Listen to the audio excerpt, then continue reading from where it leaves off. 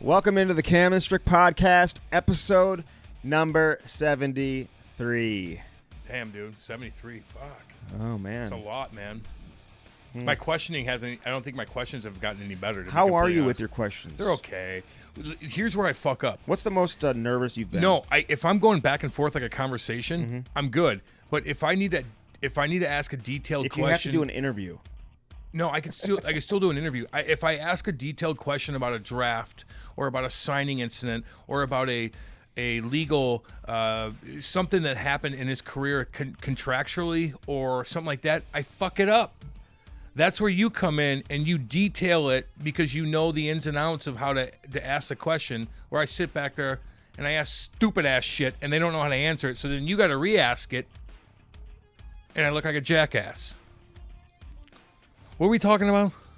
Your nervousness. No, I'm fine. I'm nervous-wise, I'm okay. You don't really get nervous anymore. No. Remember how bad you used to get? Yeah. Oh, God, the Mike Madonna one. The Mike Keenan one. That was your worst one. No, the Madonna one, because I got back from Nashville. Yeah, but that was different. That was still different. Keenan, you were so nervous. Keenan was bad.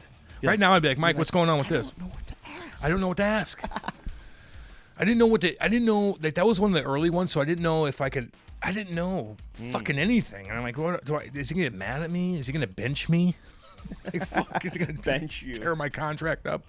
Oh, my God. I don't know. Whatever. I got to tell you about an incident that happened at my kid's school. Oh, God. So my little Ty, he's 4 years old. He comes home from school yesterday. He's actually going to preschool. They let the kids go to preschool. Okay. The homeschooling thing, it's good. You should be happy about that. Oh, Get the fuck out of here. You're not learning anything with me. And the teachers are wearing like welding masks. Like they're not a mask like you would normally. Jesus. It's like a welding mask. I feel bad for them, man. I know. I feel bad for the teachers too. It's not like they want to wear those. No, they don't want to wear a welding mask, Andy. No, great teachers too. You're not welding anything. And so a kid hit Ty in the head with the car. What car? Like a little toy car. That strong, like Ninja Turtles? No, like a toy car. Hit him in the head with a car. Like fuck you. Yeah. What did he do? Like they were playing. No. What did he do? He hit him back. Okay. In the head. Like reactionary hit back. Teacher said something when we picked him up. Just want to let you know, I'm not mad at your kid. This other kid hit him in the head. And he responded. And I've always told him. So fucking what? Is that okay? Yes. What do you tell your kid if another kid hits him in the head? Now, I do have kids, as we know. No, I don't. But I know how I was as a crazy kid growing up with, just going through that kind of stuff all the time. Not that it was a bad neighborhood or anything like that, but it doesn't have to be a bad neighborhood for you to get picked on. Everybody kind of goes through it. It's like, how do you handle it, though? How do you handle it, Andy? You get hit in the head like that? Like, that's a reactionary... That's just a reactionary response. You gotta hit him back. I like that, to be honest with you. Yes. Don't be the aggressor. Be nice to everybody. Let me tell you something. I remember being a third, fourth grade. Oh God, Andy. I'm going back. We're at Geggy Elementary. We have city kids. Where? Geggy Elementary in Eureka. Geggy. It's they bring in kids from the city. So you got white kids, you got black kids, you got kids a little bit with money. But you got mostly hillbilly kids from living out in the woods, and you got city kids that are fucking awesome athletes that go through hardcore shit that the school brings in, and we're all together.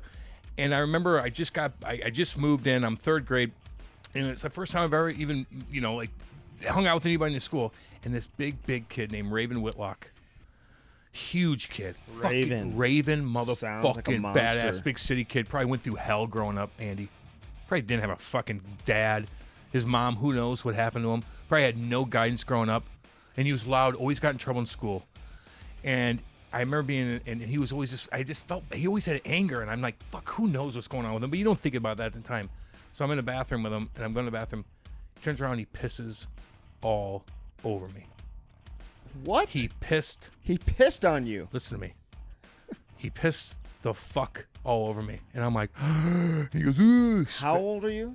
Third grade. Oh so what is that? God. What am I? 7, You're 8? Like 9? 8, 9? Yeah. 9 years old. You're kind of confused. You're not a man. Like, you don't know if you're tough yet. You don't know anything. I'm not even playing hockey yet at this point. This kid pissed all over me. Soaking wet. Get back to the thing. I'm like in shock. I don't know what to do. In shock. And the teacher's like, what happened to you? I'm like, I didn't say anything. And he comes in like, comes in, he's like throwing things, like just a loud kid, right? He did it on purpose. On purpose! He fucking cuckolded my ass and pissed all over me like I'm some fucking, like fucking some dink ball in a porn video. Mm-hmm. And I'm like, okay. And I get home and my mom and dad are like, what is that? Because it's like yellow. Like, it's fucking pissed, dude. And I stunk. You didn't tell the teacher? No, I didn't know. I don't remember like really what happened. My fucking dad. Oh my God. Oh. My mom had to come in and my mom's like, Denny. And my dad's like, what happened to you? What happened to you? Sit down. What? And fucking yellow all over me. All over me. And he goes, what happened? You fucking stick up for yourself. And he sat me down and he cooled off a little bit. I just remember this so vividly. I don't remember shit, but I remember this. And he's looking at me. He's like, don't you ever let that happen to you again. My mom's like, Danny, don't you ever. And the next day in the playground, we went toe-to-toe, baby. Did you? Toe-to-toe. Oh, you were on a mission. He beat me up. I got out of the fucking scrum. I started blah, blah, blah, blah, blah. He fucking picked me up and slammed me so hard I thought knocked the wind out of me. Really? Oh, my God. Raven motherfucking Whitlock. Raven Whitlock. And I remember driving past all these big trucks. He probably dust you even today. He beat the fuck out, but we went toe-to-toe. He body slammed me. Dude, he was huge.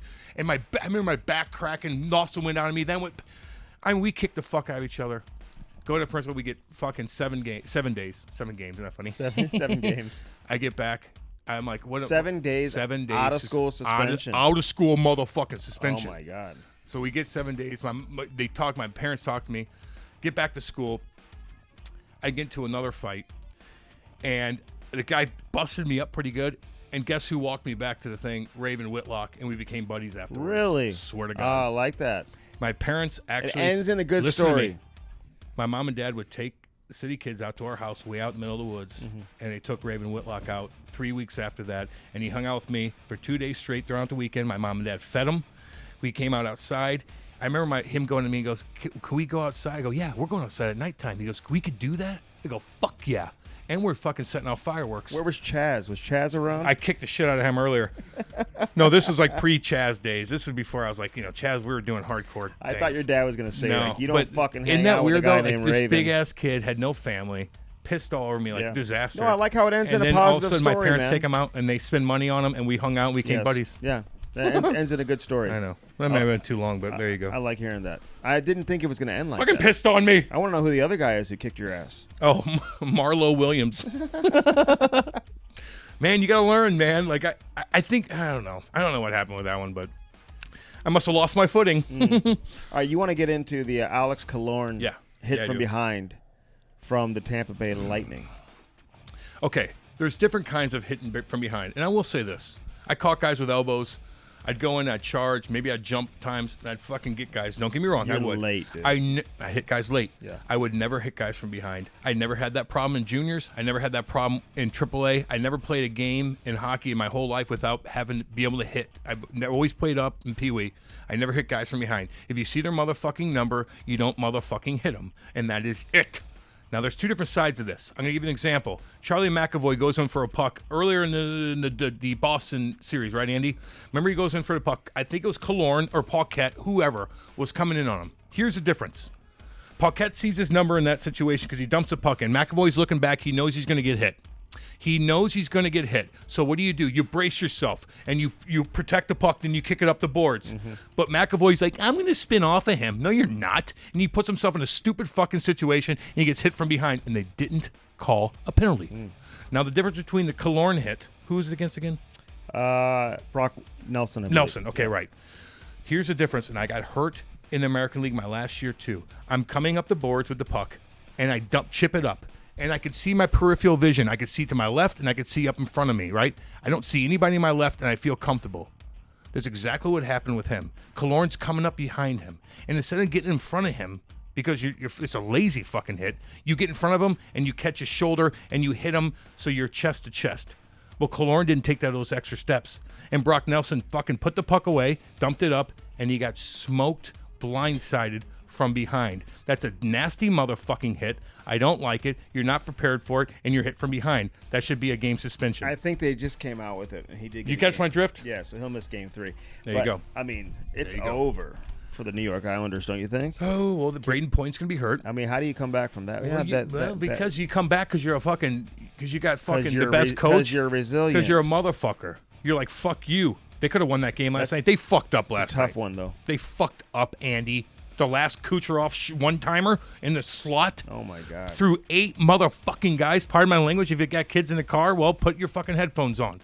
8 guys that went through, Andy. That's unacceptable. You had chances to score goals. You're not shooting the motherfucking puck. The Islanders aren't shooting a puck, Andy. We talked about this. Yeah. Vasilevsky.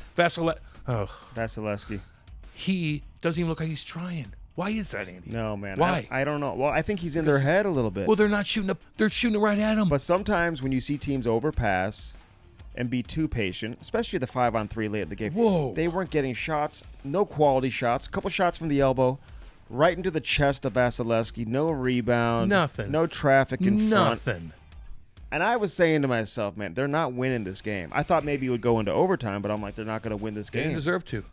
And you know what? You take that stupid-ass icing call. Let me tell you, all y'all, parents with your kids, if they're coming up the boards and they know a D-man is pinching up on them, and that motherfucking red line's right there, and they wait 2 feet and they don't get the red line and they skip the hit and they dump it in and it's an offside or it's an icing and they come back and score, that's when you get pissed at your kid. He didn't take the hit to put the puck in the net. Now, that happened with the Islanders. Who was that, by the way? And he was devastated by it. He was getting caught up. He almost had the line, but he didn't get the line, and it was an icing, and they scored right after that. That's a big-time pussy kind of play, I'm not going to lie to you. Mm-hmm. If your fucking kid's doing that bullshit, you better get on it quick.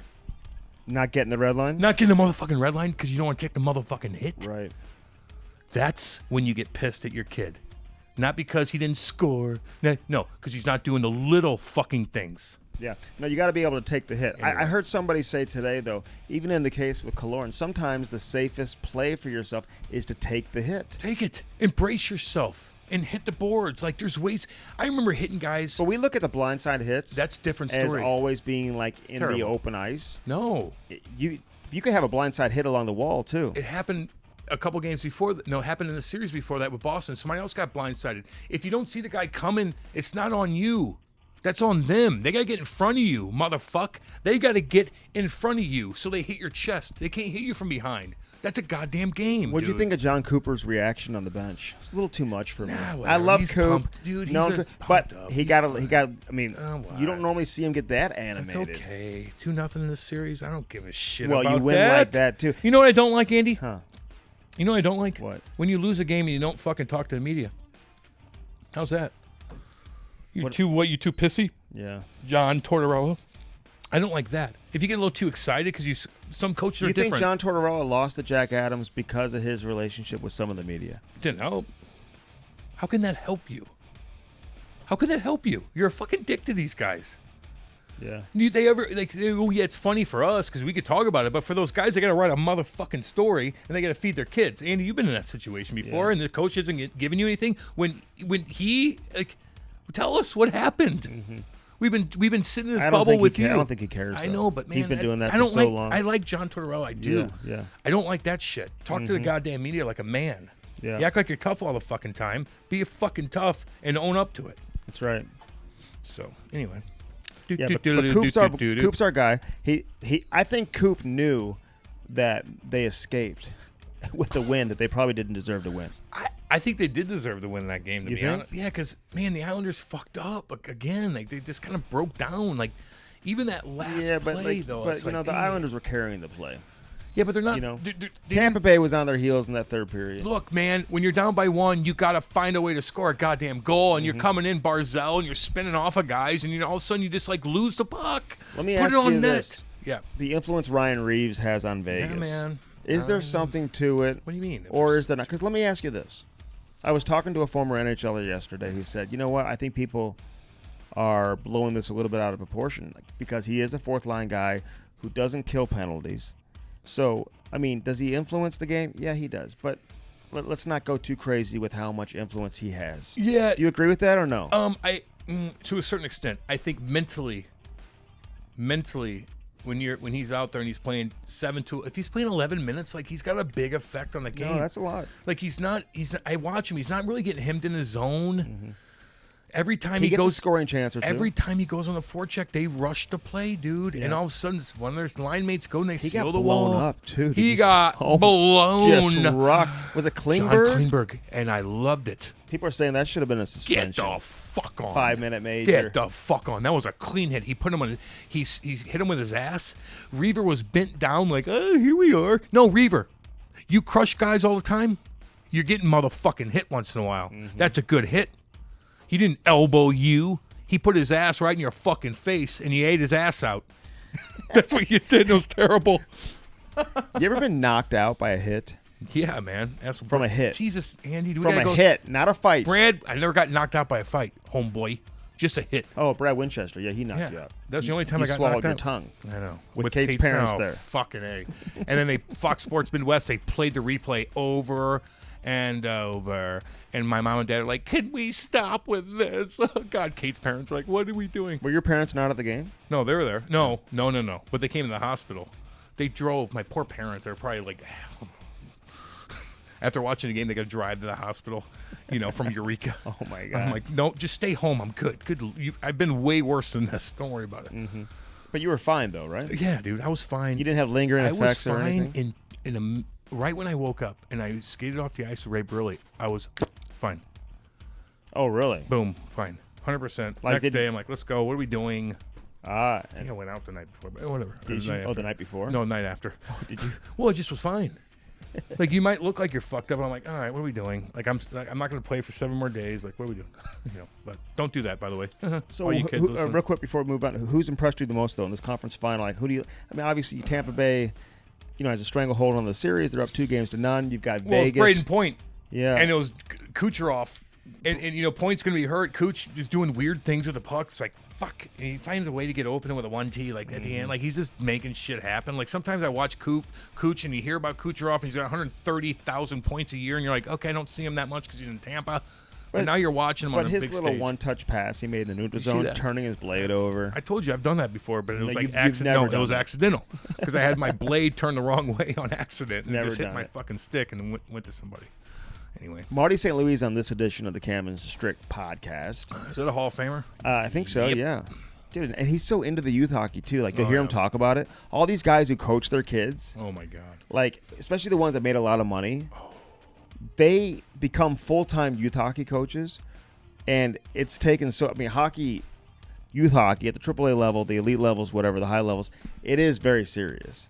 But it's funny, like, being around some of the guys here locally. I think he flies in private everywhere. Well, they probably have charters. No shit. But being around some of the guys locally, I've seen it firsthand how serious they take it. And obviously, it benefits the kids because a lot of the kids they coach end up moving on, playing college hockey, and a couple of them made it to the NHL. And a lot of them play pro hockey, whatever. But it's just funny hearing them break it down. Like Vinny LeCavalier is calling them, they're talking youth hockey. I mean, it's a big deal to these guys. We see this firsthand, Andy, and you especially with the coaching and all these guys with Jax and Andy McDonald and fucking. But going back to all the Al boys, McInnes and Big Walt and Jeff Brown and Jeffy, those guys, yep. man. I coached with Chaser one year.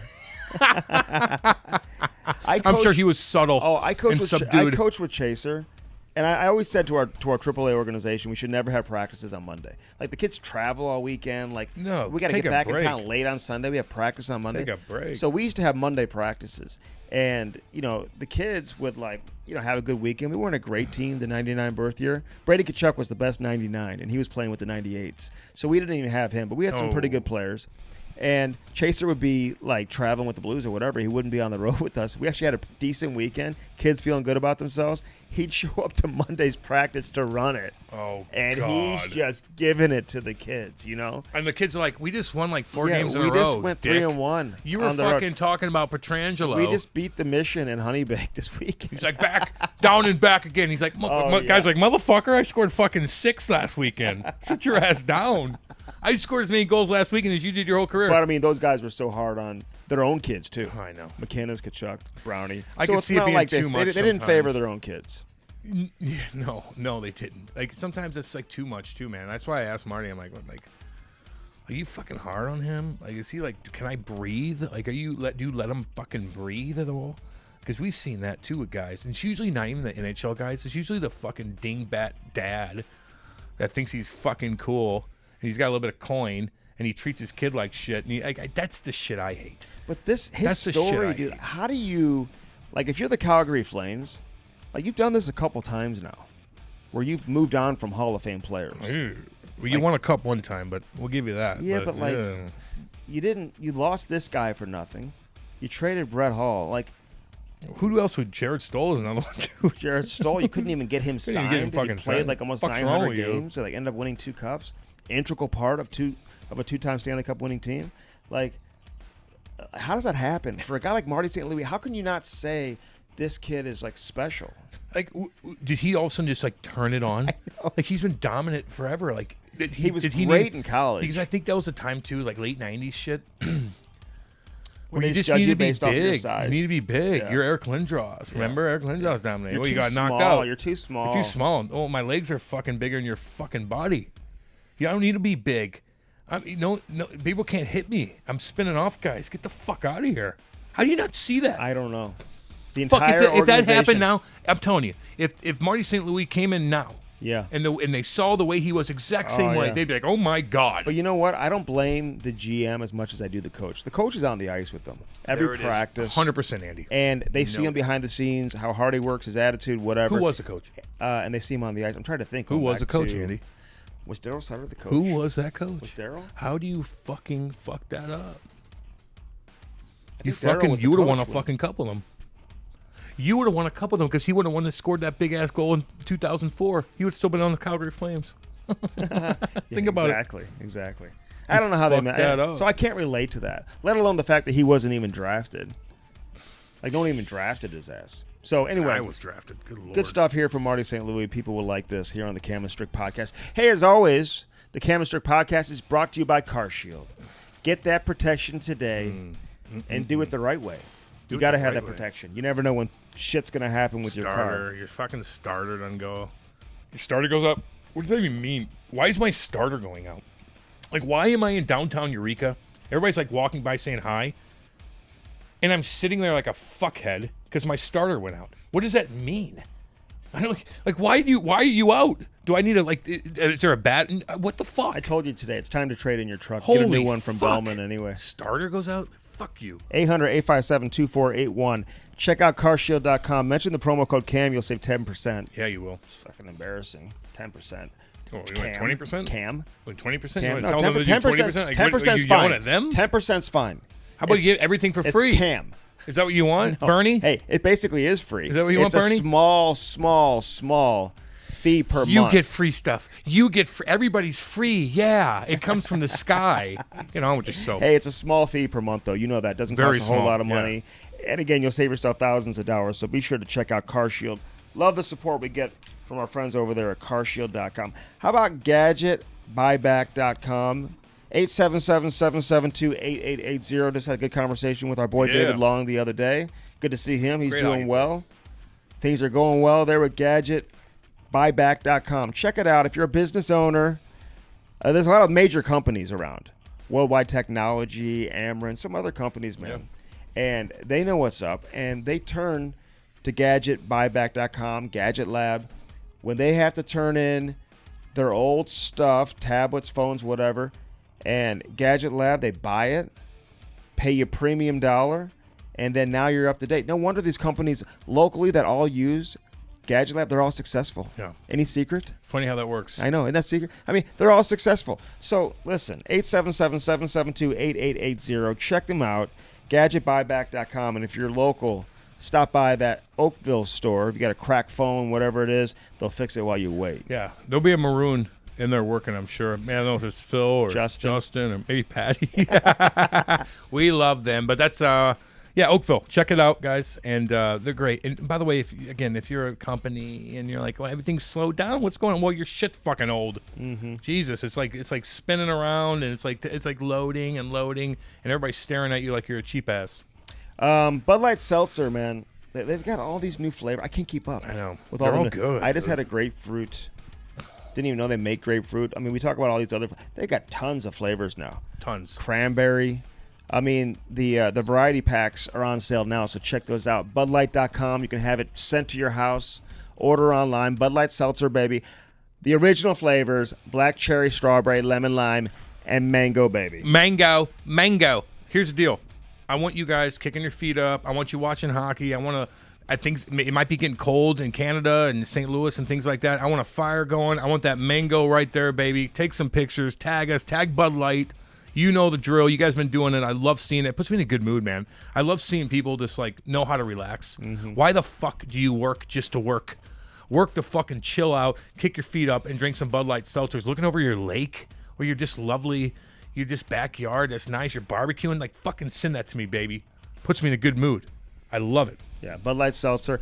Again, 100 calories, less than a gram of sugar, dude. Like, it's good for you, too. We've been getting a lot of pictures, by the way, from people online who've been sending us their pictures, what they're doing with Bud Light Seltzer, barbecuing, playing hockey, doing hockeytraining.com, whatever you're doing. Use that Bud Light Seltzer. Send us a picture. Tag us on the Cam and Strick Twitter account or Instagram at Cam and Strick Pod. So Bud Light Seltzer, check them out again. BudLight.com. Bellman.com. Yeah, man. BEHLMANN.com. I was just scrolling through the website. Great inventory, pre-owned, new inventory. You need to upgrade your truck, dude. I'm telling you. It's a sick-ass truck. I like your truck, but dude, you got to go. I think it's time for a new one. These GMC trucks are unbelievable. I know they are. I need a dually. The boat's coming. You don't need a dually. I'm going to. Whoever told you a dually was cool? Who was the person who said, Cam, dualies are cool? This stupid They're motherfucker. not, dude. I don't know. Why would you even get one? Because you fucking moron. I'm going to get a goddamn dually because I want to get a Cobalt 30-foot Cobalt that could dig deep into the fucking water. I could take it to the Lake of the Ozarks. I could take it to Norfolk Lake. I could take it to Table Rock Lake. I could take it to fucking Bull Shoals Lake. That's what the fuck I get a dually. No, listen to me. GMC truck and pull a dually. It. That's why are you chirping me for telling you I'm going to get a dually so I can take my fucking boat? You don't need 6 wheels to do that. Yes, you fucking dumb. Yes, you do, homeboy. You going to do it in your Volvo? Try it. Jeez Louise. Fucking nuts. I hope people on Twitter fucking bash your ass for that. I was looking for... Seriously, get his ass and tag him. Fuck me. What are you doing for? Take my fucking boat around. Terrible, dude. What size boat? 30-foot. It'll be a 30-footer. That's what you want? Yeah, because I could take it to the lake on an easy weekend because the Lake of the Ozarks is like going down a fucking... It's like going to Bering Sea at times. Although probably more hepatitis A through Z going through it. But the point is, I could take it to multiple lakes, and I could put it in my garage at home. And I need a dually to drive it around and be comfortable with. It's a heavy boat. It takes waves great. Sit down. All right. Jesus Bellman.com. Christ. Hey, one side of the street in Troy, you got the Chrysler, Dodge, Jeep, Ram. The other side, the Cadillac, the Buick, the GMC. You need to start looking at the GMCs. I know. You need to start looking at the GMCs. I just told you. Yeah, you need to start looking at the GMC. It's time to upgrade your truck. I decided that today. Thank you. Okay. Thank you. Decided that today. Diesel. Hey, hockeytraining.com. Big news, breaking news. Kevin just sent me a message yesterday from hockeytraining.com. He's sending me a speed kit. Oh, He's sending me a speed kit. Oh, Lord. Thank you, Lord. Cam, can I come skate with you guys? I don't know. You're fucking slow. Cam, can I skate? No, I don't know. You're too slow. You're too slow.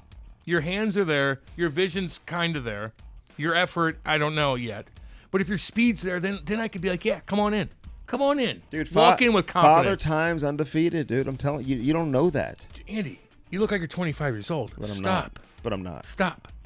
You got your speed quick, baby. First 3 steps. I want you to take the puck behind the net and break out with it. And shimmy shake the first guy. Shimmy shake the second guy. Get into the zone and kick it either left or right, Kucherov style. Once you start doing that consistently, then I'm like, okay, you're fucking there. Mm-hmm. But if you're just hanging out on the wall and you get it and it blows up off your fucking stick and then you don't back check, then I'm like, fuck you. No, you can learn the Kucherov too. By the way, they have the videos where you can. I'm mastering the Kucherov along with the Svechnikov. That's they what also you do. have the so Austin all you Matthews. No, wait. Okay, I gotta stop you. Okay, enough's enough. So all you fucking parents out there, if your kids are like, look, I could do the Kucherov, are you gonna go to the coach and be like, well, my son could do the Kucherov. He's gonna play on first. No, he's not. I don't even know what the Kucherov is. What is it? You turn your stick the other way? Don't do that. I want your stick to be the right way so you can make a nice crisp pass if you have to. Don't be Kucherov yet. You ain't there. Get the goddamn puck out of the zone and work on your speed. All right, the thing, though, about hockeytraining.com, though, it's so important to train during the season. Don't wait for the off-season to think that's the time to train. You got to train during the season. No, you're right. Especially this year with all the COVID stuff going on right now. At home. Get better this year and take advantage at home when you have the downtime. It's so easy. My dad figured this out, and we didn't even know what hockey was. Like, you guys can't When do did you this. start playing? I started playing in my basement when I was 7 and 8. No, when did you start playing ice hockey? No, that's why ice hockey, yeah. 9, 10. Like, Not how'd you bad. learn how to skate? In my basement, rollerblading, I told you. Really? We had a huge basement. My dad would take me to the parks, and I would rollerblade Who around. got you sticking- guys into hockey? My dad and mom did, because the Blues were around. They didn't even know what hockey was, but they just like the Blues. So it wasn't like a friend down the street who no, was playing? what? Yeah, the friend down the street in House Springs, Missouri. Yeah, right. I was the only kid in my elementary school that played hockey. no one even. None of my buddies. No, not one other kid. I lived 2 different lives my whole life. I got my buddies growing up, and then I got my hockey buddies, and now they're all you have interconnected. Raven, I got Chaz. Raven Whitlock pissing on me. Jesus Christ! Hey, I checked out those books, by the way. The Cam Jansen books, the children's books. With a little My redhead. wife was dying. It's like a little girl with red hair. So if you're looking for something to read during downtime, if you're Are we related? Do you think me and that little well, redhead? absolutely, Cam Jansen, check out those children's books. And They should sponsor us. I'd like to see some pictures of you, maybe chilling with a little Bud Light seltzer, reading those Cam Jansen's children's books. So Yeah, that's gonna be creepy as all shit. shoot us some pictures. But hockeytraining.com, check it out. Get the speed kit. I highly recommend that. And I recommend that to you, homeboy. Like, who are you kidding? Recommend that to yourself. hey, I got to give a shout out right now to Victor Hockey. Yeah, man, I got their They shirt sent on. us some cool gear. I got the hat on right now. You Yeah. got a T-shirt, a bunch of stuff, dude. Yeah, man. Appreciate that, guys. VictorHockey.com. Check out their website, dude. They got a ton of different options, a bunch of hats, all different colors, tons of T-shirts, man. This Yeah. guy's a tattoo artist in Denver, and he designed some really cool stuff for some of his T-shirts too. You have a tattoo? Yeah, I do. It's right on my. I got Is one. it a tramp stamp? No, on my. Can I say that? I don't even know if It's I on can my. say that. Yeah, you can. It's on my left leg. It's right where like the What box. is it? My, Is if it I like have a- tight boxers on, Is it a rose? and I'm looking jacked as fuck, it'll hang out a little bit. So if I'm like naked or I have my boxies on, and you're a chick, then you're like, oh, you got a fucking badass tat, Cam, because you're half naked and I can see you. But if I'm not naked, you don't see it. That's what makes it cool. And my dad, Is it a rose? I got it when I was 17. Is and it, my, is it a rose? no, a it's couple roses. No, it's a bald eagle and an American flag, baby. Because I'm American through and through. I'm American through and through. You're kind of Eureka, Missouri. You got a little Canadian in you. I do have a little Canadian in me, I guess, because I lived up there and I love Canadians more than anything. Because I can go up there and drink beer with anybody and talk hockey, and it's like the most comfortable situation. I was ever. looking at real estate, by the way, in Kelowna. I feel like Who you fucking I kidding? feel like that is It's expensive as shit. Oh, it is very expensive. I feel like Kelowna though may be one of the best places to live. Awesome. And it's actually the face of the earth. actually somewhat warm. I remember going there in early March for Memorial Cup. Is that where it was? Yeah, dude. Was it just beautiful there? Andy, I've been to BC. Why do you think we I've lost? never been to Kelowna. why do you think we lost? Didn't your dad come and Yes. like I want to rent say like story. a rent like a So SUV or all the something? guys were in town, like James Wisniewski, all the guys that the OHL winners and the CHL winners were there, and they all met in my room. We all fucking partied. Sidney Crosby wasn't supposed to be there because it was his first year Did junior. you guys have an automatic bid or something? No, we won. What do you mean? Was Wiz on your team? No, he was just won an award. All the guys that won the award, we beat. They played for Plymouth. Okay. We won because we won the OHL championship with golf. Yeah, you wouldn't I have the scored a big automatic deal. bid if it's all the way in Kelowna. That But wouldn't make sense. he won an award, so he's in Kelowna to celebrate and to go on the ice. Got it. So they were all in my room. My parents rented a Yukon Denali, and we took it and we cruised around night. Oh god. That's a GMC baby. We put from Bellman. we put 15 fucking people in there, and Sidney Crosby's agent wouldn't let him come with us. Really? Rightfully so. Rightfully What do you so. say, Sid? Not even. You're not even allowed to go. Pepper up. sounds like Sid. You are Everybody's not like, to we're going go. up to Cam's room. They're like, no, you're not allowed to go anywhere. We're all staying in the same hotel. It was the funniest shit in the world. And we partied, and we lost because probably we partied too much. And then at the very end, we lose. My mom and dad are in a parking lot. We're just about to go on the bus to fly home. I'm so like relieved. I know I'm going to NHL. Like, you know, you're drafted, you sign. Like, I'm just like, okay, it's over, right? Like, it's just like it's over. Dave Barr was our fucking GM. Dave Barr. Former And- St. Louis Blue. Former St. Louis Blue, Detroit, great guy. My former coach with the Devils, assistant coach. At the very end, I was so aloof to what's going on because I know I'm gone. I take a cooler full of beer, and I get on the bus. My mom and dad are right behind me.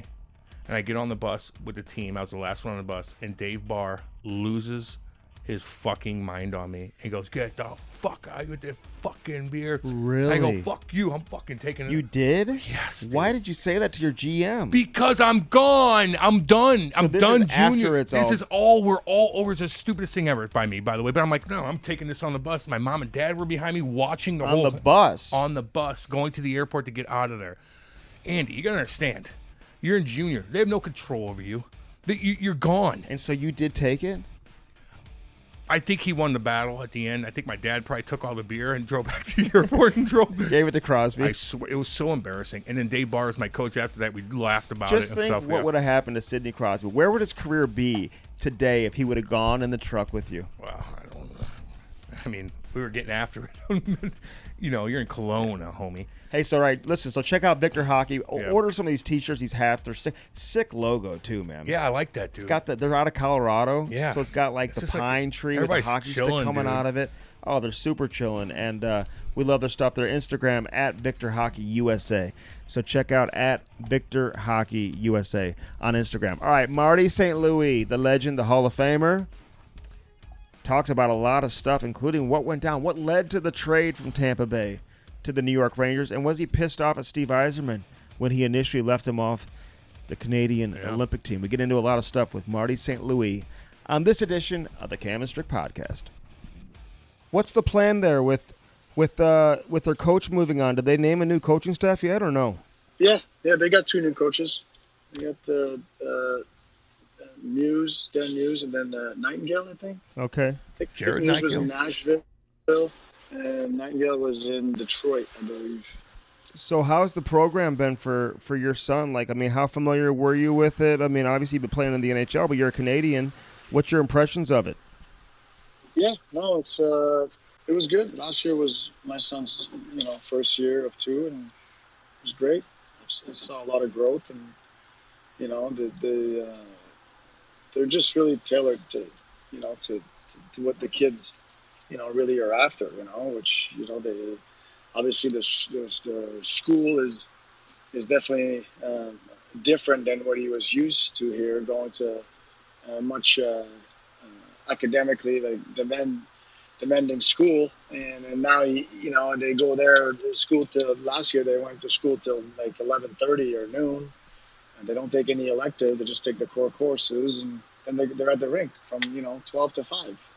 Yeah, it's like being in college. No, what's not to like? Yeah, no, exactly. And everything's so nice. Some of those if you go junior route, I don't know. You go into school. Are you really going to school when you go there? It's just not as organized, and it's like being in a nice college before college. So he's really going to learn from that.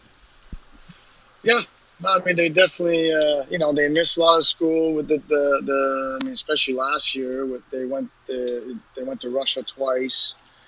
You have to make sure you're organized and stay on top of things, and I think that teaches them next level stuff. Or in college you're gonna miss some classes, this and that, and you just gotta make sure that you check in with your teachers and make sure you get your work done, and trying to balance your life as best as you can. And I think having these 2 years to kind of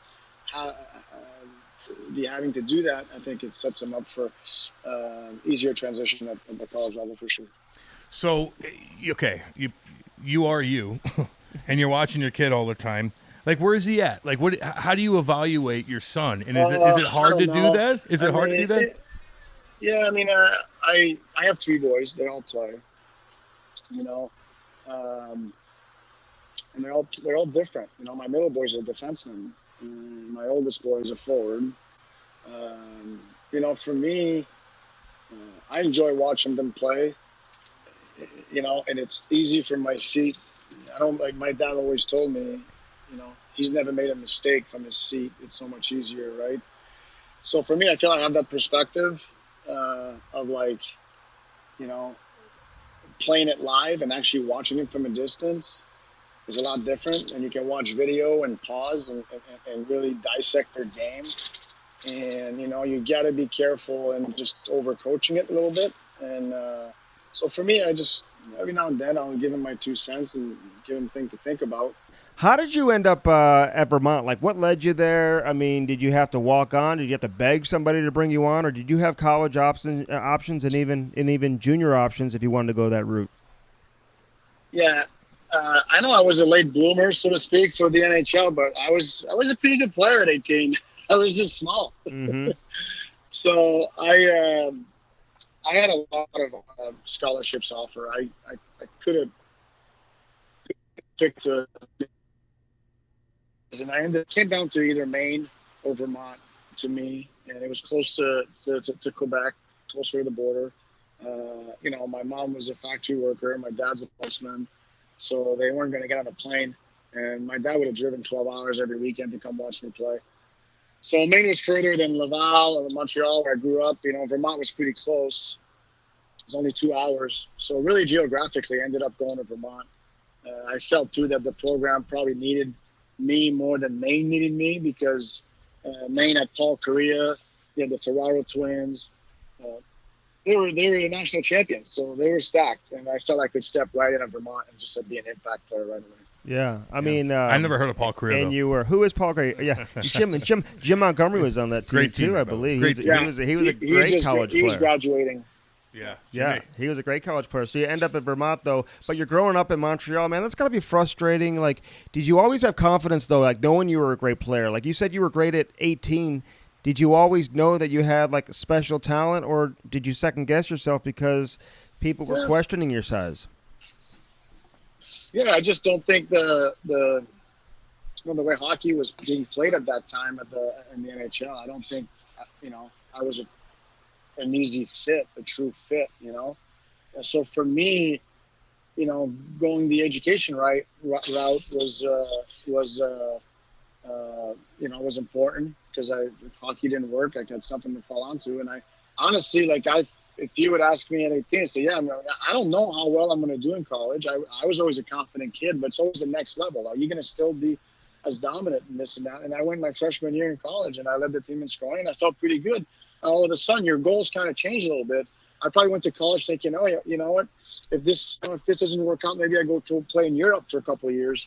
A lot of smaller players used to go to Europe back then, and but then, I'm a Hobey Baker finalist 3 times, and it's like, all right, but maybe I can play here in North America, So I think it was just kind of a short-term goal that kind of really helped me just, get to where I wanted to. And I'm not going to tell you that I just was totally convinced that I'm going to make the NHL. I'm going to have the career I'm going to have.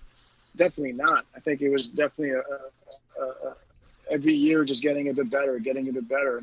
And I felt that was probably my strength is, there was guys that were faster than me, guys that had better hands than me, guys that could shoot the puck better than me. I thought the game pretty well, but I felt what I was really good at is just at getting better, and I think it allowed me to just really reach my full potential. Yeah, and that's what it's all about, man. And you did that, but even your numbers at Vermont, man, you mentioned yourself like being a 3-time Hobey Baker finalist, like numbers through the roof. Like, did they not allow scouts inside the building there? I mean, because Tim Thomas was on the team too. Why did nobody pick you up? I mean, obviously you had to go to Ottawa on a tryout. I don't know. I'm not sure, to be honest. I had an offer to sign for Washington after my junior year, and I turned it down. I went back and graduated, thinking that I would have offers my senior year, and I didn't. So I ended up signing in the old IHL, the Cleveland Lumberjack, an independent, a minor league deal. And I had a clause that if I signed an NHL deal, I could just go. And in February, I signed with Calgary, and I went to their farm team. So I was in the IHL for 50 games. And once I got the NHL contract, that was just you're one phone call away from, to go into the NHL, and it's the hope and the it could happen at any time. And I just love that rush of having a good game in the minors, and all of a sudden is the phone gonna ring. Oh yeah. No, that's the best feeling. And it's the best and worst feeling, by the way, because the phone could be the opposite way when you're up, and then all of a sudden you get a call from the GM. You're like, oh, this isn't good. He's not going to tell me I played great when I was -2 last night. But you got to Calgary, though, and, I guess with a little bit of confidence, you got your contract. But, I mean, did they not see anything with you? Were you not skating? We've asked Brett Hall the same thing, by the way.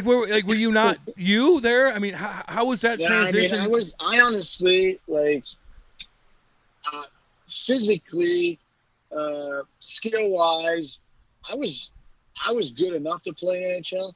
Mentally, I wasn't ready. I was 2-0 the league. I go up there. Wow. My idol Theo Fleury is on the team. Like I wasn't supposed to be there. Like it's just I was 2-0, and I just was never myself. Took me a while, and I would be I'd have the puck a lot of the games when I played in the minors and first power play and all that, and doing great thing offensively. And I would come up to the NHL, and there wasn't really room for me in the top two. And not that I deserved to play in front of anybody who was there on the top two line. So for me, I just kind of went in a checking role, kill penalties and stuff. And it was actually great for my development because my whole life I was an offensive guy. And now I actually got to play. Brian started playing me in defensive situation. I learned to play the game without the puck and learned to defend and check and stuff. And I felt like, when I was in my prime, I was a guy that would still be on the ice to close game, and I kill penalties. And I don't think I would have had that side of the game unless I went through what I went through with Calgary. Wow, man, I love the fact that you're saying that. Man, like it's such an interesting way to look at it. And some people, some people would say, well, I didn't get the touches. I didn't get the first power play opportunity. I wasn't playing top six. So, therefore they never really gave me a chance. But you look at it the other way. How was Brian Sutter with you? Like as a smaller player, like what did you think of him coming into the NHL as a young guy? Yeah, Brian was great. I like Brian. Brian is such he's a hard nose, not like a crazy X's and O guy, but just really about work. And just, being physical and, he would definitely tell me to try to get under people's skin. And I never done that. And I wasn't tailored for that, but pretty much told me, he wanted me to play with more balls. And I think it helped me to get to another level and not just be this finesse guy who's going to sit on the perimeters all game, go finish checks, go do this. And, it helped me evolve as a player. I remember one time I lined up next to Rick Tocchet, and I'm leaning. He's in Arizona, and I'm leaning. I feel bad for Jason Reamer because you have to fight him. I'm leaning on Tocchet with my helmet and stuff, and Rick wouldn't take any of it, right? And I wasn't gonna fight him. So right off the face-off, he literally like almost took my neck out with his blade, and it scared the crap out of me. And then Reamer came in and fought him, and Tocchet ended up coaching me in Tampa in the mid-2000s, and we were laughing. We talked about that incident all the time. The Cam and Strick Podcast is brought to you by CarShield. Nothing more frustrating, Cam, than when that engine light comes on and right off the bat, you're going to have to spend thousands of dollars to repair your vehicle. Call 800-857-2481. Mention the promo code CAM or visit carshield.com and use the code CAM to save 10%. Yeah. That's carshield.com. A deductible may apply. Save yourself money. Sign up and get your coverage now with carshield.com. Now back to the interview. Well, he wouldn't even got a penalty back then either. But isn't that funny? Got 5 minutes for fighting. Yeah, exactly. Isn't that weird though? How different, your journey to the NHL, different things happen. You get a hardcore coach. You get sent down to minors. You got to figure out the penalty kill. You got to figure out how to block shots, and it just kind of puts your game together. But being you and being small and having to do all this stuff around the ice and being in control of the puck, you got to be strong. What were your workout routines like? I know I probably creeped you out at the beginning of the show when I called you Quadzilla off the bat. Sorry about that. But what were your workouts like, man? I mean, my gosh almighty, it must have been pretty intense. But I think my legs were always built. I guess genetically, my dad's got big legs. Again, when I started, training, when I started pro, I didn't have a trainer. You kind of did stuff on your own. Like Calgary, when I went home after I was under contract with Calgary, they sent me a book, of a program for the whole summer, and you would follow that, and so I always checked the box and worked really hard. For me, I'm always scared that somebody's doing more. And how do I keep an edge on people? And again, too much is not enough. But if I'm going to be on either side, I was going to be on the too much side. Because again, I was scared that somebody was out working me from somewhere. It really helped me though when the training evolved so much and became more sports specific, like in today, and at 30, I believe it was around 30, I met Ben Prentice in Connecticut. And just pure luck, and Ben is so tremendous, and he was a big help for me to work with me, and it allowed me to actually like still be a factor in my late 30s. Not just, I felt I was as fast as I was in my late 20s when in my mid to late 30s, because of really having somebody that knows what he's doing, pushing me through workouts. And I remember just being stressed out when it was just me that had to figure out what I'm going to do. Am I doing enough? Am I not doing enough?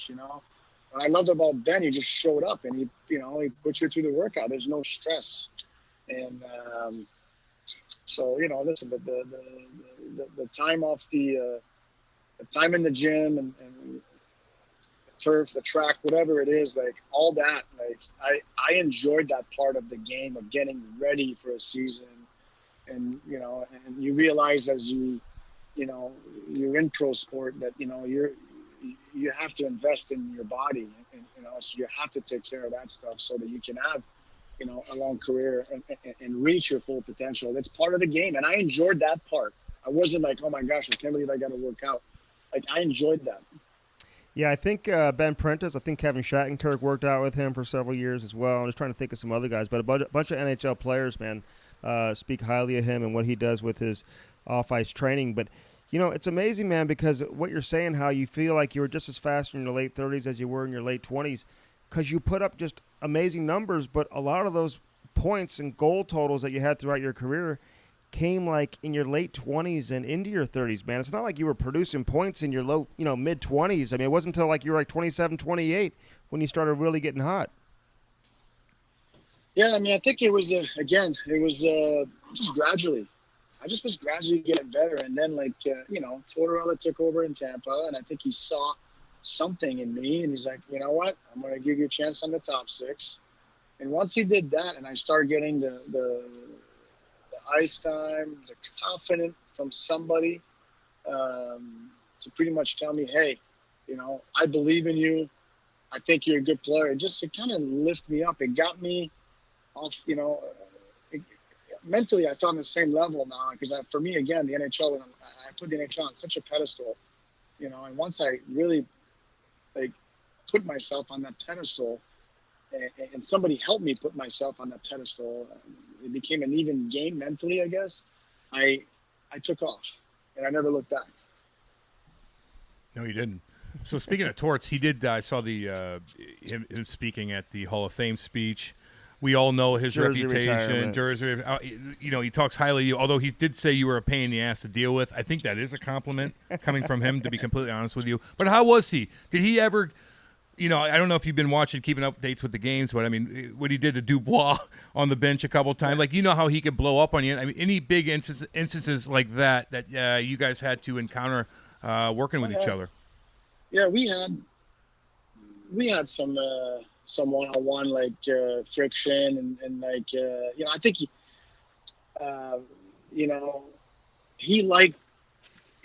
Torts wants that interaction. He likes you to respond, and as much as he can get in your face, he's going to give you every opportunity to shove it up.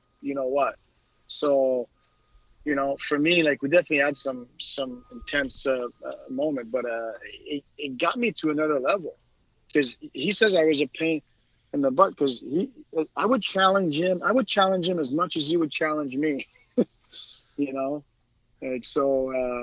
I think he liked that.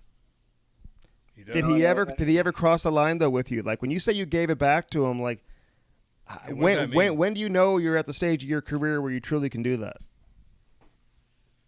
I don't know. I mean, I think we've been together for 3-4 years, and at one point, he just wanted more from us, and I pretty much told him, I want more from you. If you're gonna call me a game breaker, then you better give me the game breaking minutes. because there's plenty of ways you can play 20 minutes. Back then, top guys played 20 minutes, no problem. But, offensive zone draw after a TV timeout. There's so many ways to play 20. Like, give me the game-breaking minutes, and I'll show you. And he did that, and I backed it up. Was that a private conversation? Yeah. Oh, yeah. We did everything. Like, everything was private. We never went at it in front of people. Yeah, demanded it. Sometimes you got to do that. Andy. Some people can. Some people can do that. I tried to do that with Andy Murray, and, it didn't work out too much. But Man. Hey, how was Barry Melrose as a coach? Like, what do you remember about that experience? Well, Barry was not here long. Like, I think I had him for like 10 games, maybe. Right. I don't know. He was on the pod. He was on the podcast. So Barry was a super guy. He wasn't long enough of a coach to really have a feel what kind of coach he was, But no, I mean, it was fun. It was kind of funny for us to just, you get this TV guy at that point, and got the long slick hair, smoking cigar, long suit. It was funny, but Barry was a nice guy. Hey, let's talk about the new Bud Light Seltzer. Oh, yeah. It's an easy-drinking hard seltzer that comes in 4 delicious fruit flavors. Black cherry, strawberry, lemon lime, and Cam's favorite, mango. Oh, With mango. only 100 calories, 5% alcohol, and less than a gram of sugar, you might as well have a few tonight or this weekend. Go to BudLight.com to buy Bud Light Seltzer online. Must be 21 years of age or older. Bud Light Seltzer. Unquestionably good. Yeah. Now, back to the interview.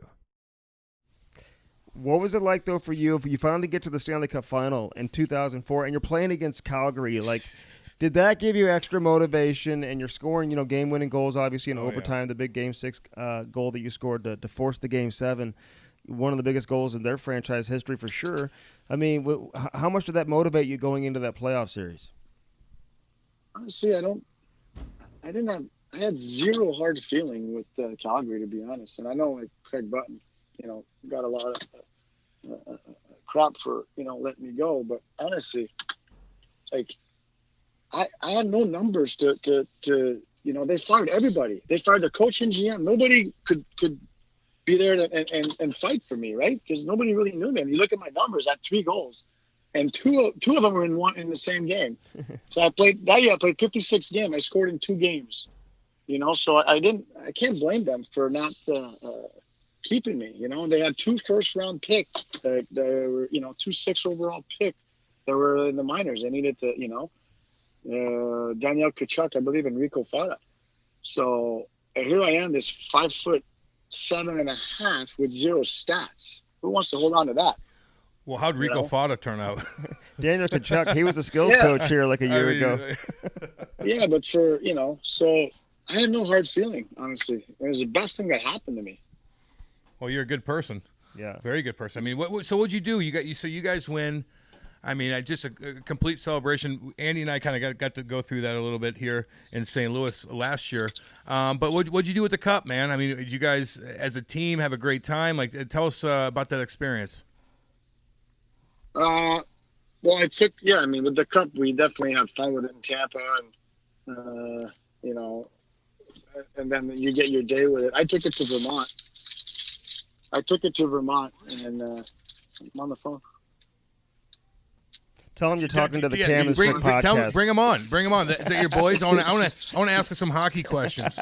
Yeah, my son Lucas is watching Practical Joker, and he's just dying laughing while I'm trying to tell him to be quiet. Oh, that's awesome. I want to give a little hockey advice. Get in front of those shots. Tell him to leave you alone. We're about to get back into Melrose. Yeah. So I took it to Vermont when I went to school, and had a big party there, and it was actually a lot of fun. I took it to my hometown too. I did what the most guys do. Take it to the hospital and take it to your old rink, and I did all that, and it was a lot of fun. But by the time the cup leaves you, it's like, yes, take it. I'm done. I bet. Hey, so you and like LeCavalier, Brad Richards, man. I mean, mega superstars. I mean, have 3 guys that good on the same time, all going at the same time at the tops of your careers. Were you guys all tight? Did you guys hang out a lot together? Are you still good friends now, or did you guys kind of go your own separate direction, even when you played together? No, we were pretty close. Played a lot of golf together, dinners. And actually, it's funny because I just got off the phone with Vinny about an hour ago. He has a young boy that plays hockey as well. And we were just talking shop. And, I talked to Richie quite a bit too. We were close. And, it's sort of, for me, I feel like I was so fortunate, as a winger, to have sentiments. In Tampa, I really, in my early years, I rotated between Richie and Vinny and Torts, depending on who we were playing, would change his lineup a little bit. But I was lucky enough to have those two guys, right? So here I had Richie, who was a Conn Smythe winner in 2004, and then I had Vinny, who was World Cup MVP, and 3 months later, right? So you're talking about probably two of the best centermen at that time in the league. And then when those guys move on, I got Steven Stamkos. So I was pretty fortunate to play with centermen that, one could play the game at a really high level, and that could, help that totally mesh with my game and help me, reach my potential because of, the quality players and obviously people, because I still have a great friendship with those guys. Who's the better center now? We got to ask you. I mean, was it Stamkos? If you don't want to answer, ask your son. He'll answer. Yeah. It's really hard to compare them. They're all different players. Yeah, they are. Playing with Stammer was different because he was a righty. So it totally added an element to being a threat from both sides of the ice, where I felt when you play with a lefty, and I was lefty playing the right side, we weren't as dangerous on the one side of the ice because we didn't have a one-timer on that side of the ice, So, that was the biggest difference for me when I went to Stammer, because we could be a threat all over the zone. Wow, that's good. That's a good breakdown. They need Stammer right now, I'll tell you that. I know. How good is the team right now, Marty, in your opinion? I mean, you think... Well, it's very deep. Yeah. I mean, I think that, I watched, and I think that I wasn't sure going into that series. I hadn't seen Boston play as much, but I know obviously they've had a tremendous amount of success this year. And but I felt that the Lightning looked deeper. They just looked deeper up front. Did you get along with Coop? I know you didn't play for him too long, but you played. Yeah, I was fine with Coop. I had him for a year. I went from deadline to deadline with him. Yeah, no, I like Coop. And they play a good brand. I like the brand they play. How would you describe that? It's a puck possession brand. There's times to sometimes the play is no play, but they want to possess and play with the puck. And as an offensive guy, it's like having a great wide receiver and you run the ball 8 times out of 10. That's really hard to play into your strength. So. For me, I want to play with, in a system where you're trying to possess without risking the farm all the time. But, I feel like you get better and better as a team, and, you play into some of your top players' strength. And I think they've managed their risk better. Mm-hmm. And, and I think they're looking good right now. I feel like you should be coaching, first off. Okay, I mean, you're breaking it down. You should be either a GM or a coach, I see the thought bubble above his head. I know. So how long will it be before you're getting back into the game? I am coaching. I am coaching. Yeah, but you coach your kids. You could do more. You could do more. Hey, you're a hockey dad with Vinny the Cavalier. Okay, you should be running an NHL team. Let's go. Let's go. Come on, we're about to find you a job right now. That's what we do. By the way, you keep talking like that, you're going to have a job when this interview's done. After this interview's done, you're going to have your phone's going to be blowing up. All right. That's good. Hey, we want to know the Lady Byng Trophy. You win the Lady Byng. You won it 3 times. Like, do you go into the season being like, man, I'm going to try to win a Lady Byng this year? Or does it just happen? Like, how do you look at that award? Yeah, I think it just happened. Yeah, I mean, honestly, I didn't take many penalties, but, I competed. It's not like I didn't take penalty because – and I feel like I was really smart at pushing it as far as I could without taking a penalty. You know what I mean? And because I never felt like I was soft or anything like that. Like I just was smart in the way that I got away with stuff. And, you know, I felt I played clean, and I felt, you know, I was always in good term with the referees. And even now I coach youth hockey, right? And it's like, you know, you go to rinks and coaches are screaming, parents are screaming. I tell my parents, I said, if you're screaming at the refs, you're out of the rink. Like it doesn't matter. It's like, embarrassing. They won't too. call. They won't turn it. They won't turn the call back, and they're gonna make mistakes. So at the end of the day, it's gonna even out. You know. So, like, you know. So I don't know. You know why I ended up winning 3. I definitely. We thought you should have won 5. But if your house is burning down, You you'd should grab have the won rest 5. of the trophies first. Is that what you're saying? Hey, man. No, not necessarily. Oh. I feel there's other great players, you know, that I went up against that could have won it as well. You know, and sometimes I guess it pays off to be nice to the media as well. Cam and Strick Podcast here for our boy Dan Bellman with Bellman.com. Yeah, baby. You need some new wheels? Why not get a Cadillac, a Buick, a GMC? Head out to Troy today. And again, don't forget about Chrysler, Dodge, Jeep, Ram right across the street. No doubt. Right there in Troy, Missouri. Visit them online. Check out their new selection, the pre-owned selection, the best service you will find anywhere in the country. Bellman.com. BEHLMANN.com. Get yourself some new wheels in time for the summer. Yeah. Now back to the interview. Well, the thing is, though, you have to have that relationship with the refs, though, and you playing that defensively, sticking guys, lifting their sticks, things like that. You'll catch a guy in the face, Getting underneath guys, spinning. Like there's a lot of times your stick can get jammed up. So that's how I look at it now. Like you're not taking penalties because your stick's always in the right spot. Kind of like Ryan O'Reilly these days. Yeah. No, he's a special player. He's fun to watch. Oh, he's there's a great, no doubt. great. How are you? Are you behind the bench when you coach your kids? Yeah. Yeah, where do you think coaches from the stands? Maybe. So most parents do coach from the stands. The kids are getting so big now. I'm actually on top of the bench, so I can see what's going on. So how are you with? Do you ever just? I mean, are you a patient guy when it comes to the refs? Are you a patient guy with the players? You blow up on them ever? Yeah. No, I don't talk to the ref. I don't blow up on players.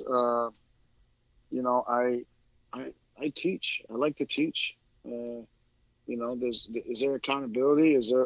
Am I? You know, do I raise my voice sometimes? Yes, but like I'm not like screaming at kids. You know, but I can be firm.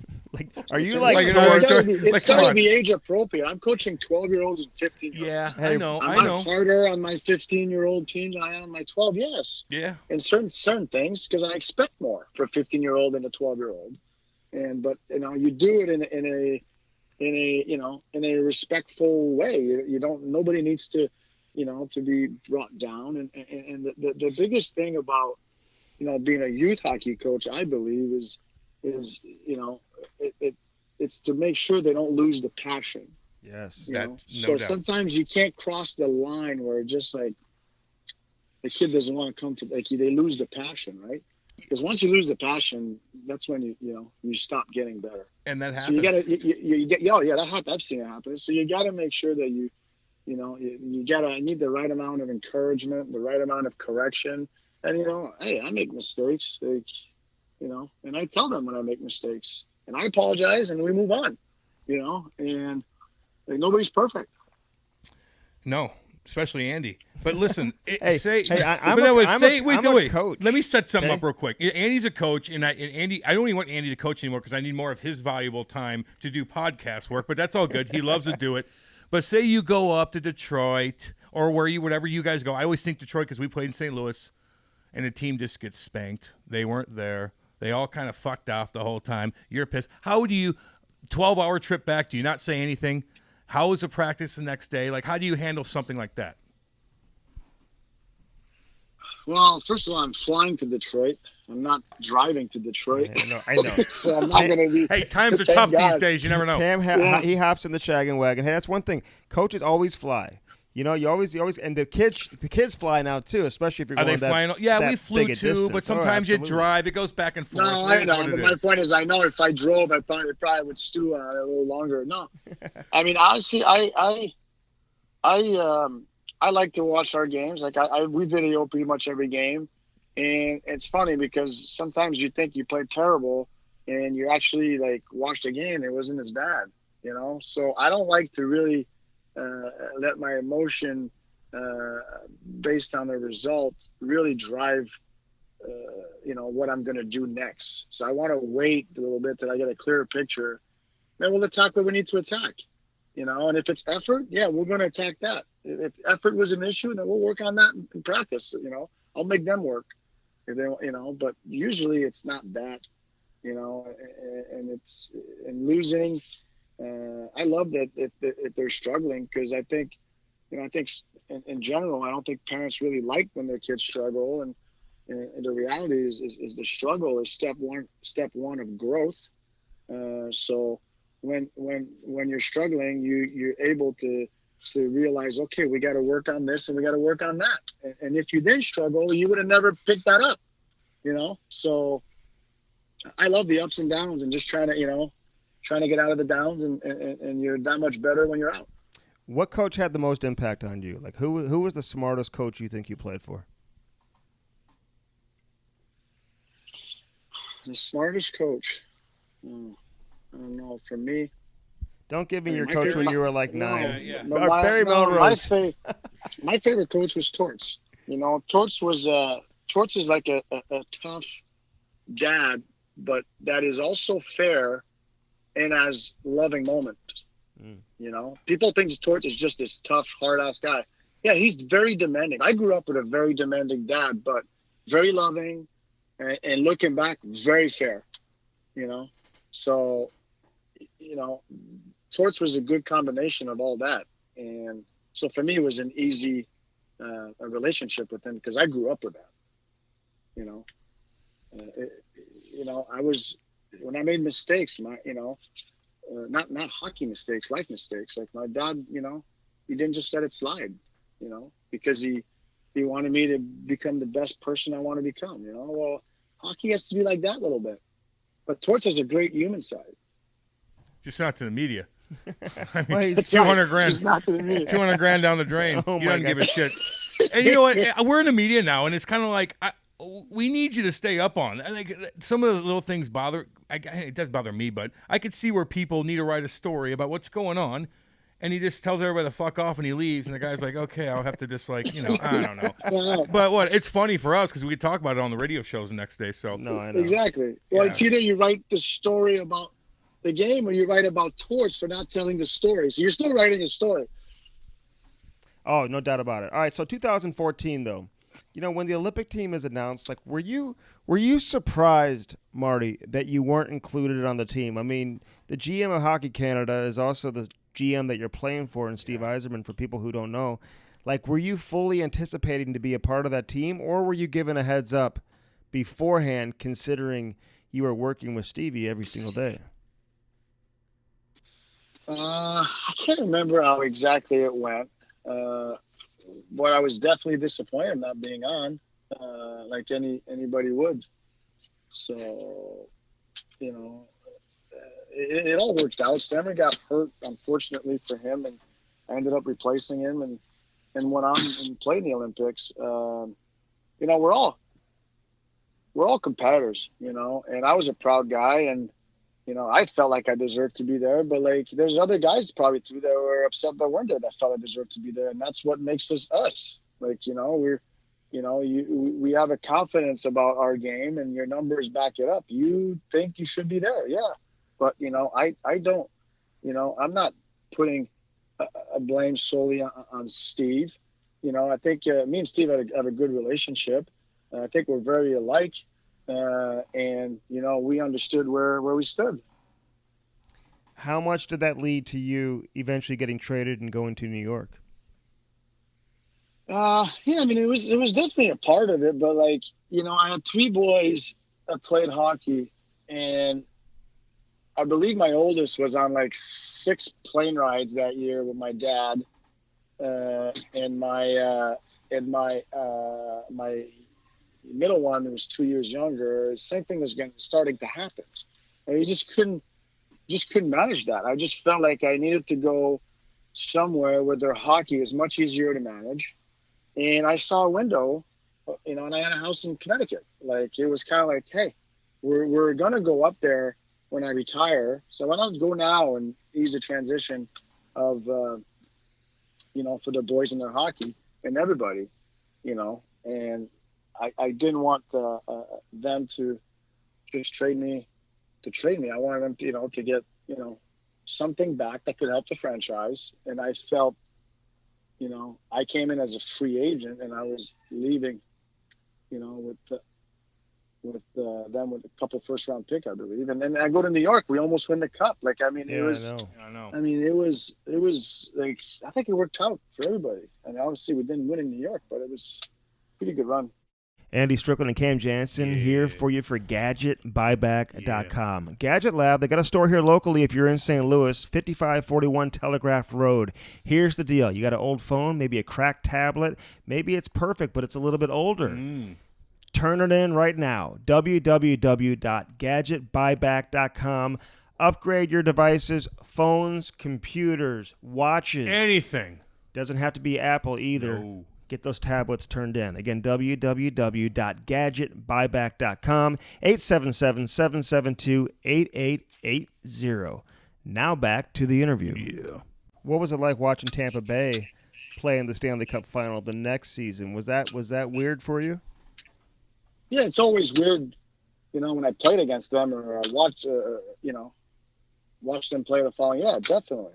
I mean, I'll always be a Lightning. I root for the Lightning. I definitely like New York as well. But if I had to pick one of the two, like, I was in Tampa for 14 years. But if Lightning plays New York, I'm probably a little bit on the Lightning side. But I'm watching New York a lot because I live here, and I definitely root for them. I want them to do well. I'm really good friends with the staff, so I'm glad that I got to do something else. When you're somewhere for 14 years, you just almost take everything for granted a little bit, and going to New York, it gave me the opportunity to really evolve a little bit. As a human and just deal with different situations and different pressure and now reintroducing yourself to new people pretty much, because when you're somewhere for 14, it's like it's yours. Mm-hmm. You run that room, so now you go somewhere and people respect you, but respect is earned. They respect you because what you've done or who you are, but they don't know me, so you have to go out there and just earn respect from everybody again. And that that's could be uncomfortable sometimes, but I enjoy that part of it. Yeah, well, you had some great moments in a Rangers uniform. I think you scored your 1,000th point as a member of the Rangers, and scoring on Mother's Day. How do you look back on that moment, like considering everything you were going through at the time, Marty? Is that something that you look back on and say, wow, what a special moment throughout your career?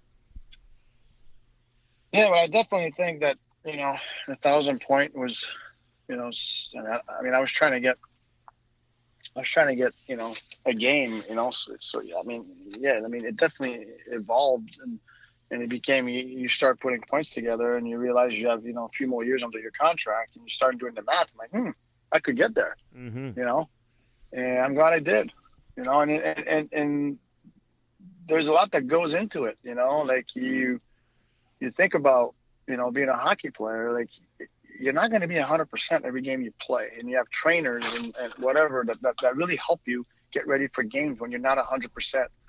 Because if you wait to be 100%, you're not going to play many games. So I know I'm the one who actually got to do that, but the fact that I had people that great people around me to help me was great.